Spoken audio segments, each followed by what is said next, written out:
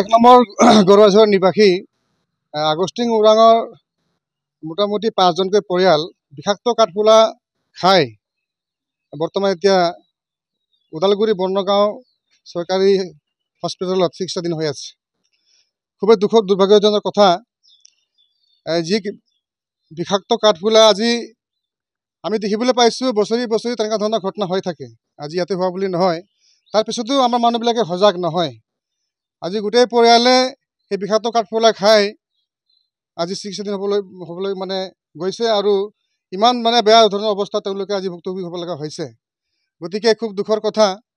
মই আপোনালোকৰ ইলেক্ট্ৰনিক মিডিয়াৰ জৰিয়তে সমূহ ৰাইজক, বিশেষকৈ আমাৰ এই পিছফালে অঞ্চলৰ ৰাইজক যে নেকি মানে বিষাক্ত কাঠফুলাবিলাক খাই খুব ভাল পায়, সেইসকল ৰাইজক মই অনুৰোধ জনাম যে কোনোৱেও যাতে কোনো গাঁৱৰ বস্তিৰ পৰা বাগিচাৰ পৰা কোনো ধৰণৰ কাঠফুলা আনি এই বিষাক্ত কাঠফুলাবিলাক নাখায়, খোৱাত ব্যৱহাৰ নকৰে।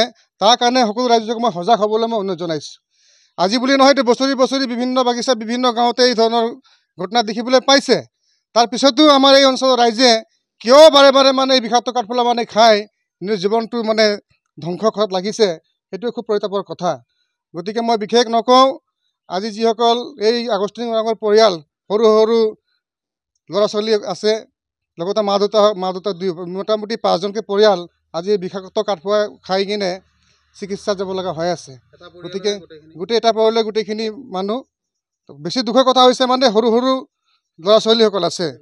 গতিকে মই ভগৱানৰ ওচৰত প্ৰাৰ্থনা জনাইছোঁ, তেওঁলোকক সোনকালে যাতে ভগৱানে আৰোগ্য কৰি দিয়ে। আৰু ৰাইজেও সজাগ হ'ব লাগে, নিজেও সজাগ হ'ব লাগে, আনকো সজাগ কৰিব লাগে, যাতে ক'তে নহওক কিয় যাতে বিষাক্ত কাঠফুলাবিলাক আনিব নালাগে ঘৰত আৰু খাব নালাগে। খালে যে কি ধৰণৰ সমস্যা হয় আমি দেখিবলৈ পাইছোঁ। গতিকে মই সকলো ৰাইজক পুনৰাই টানি অনুৰোধ জনাম, বিশেষকৈ আমাৰ বাগিচাত থকা লোকসকলক মই অনুৰোধ জনাম, গাঁৱত থকা লোকসকলক মই অনুৰোধ জনাম যে বিষাক্ত কাঠফুলা খোৱাটো বাদ দিব লাগে।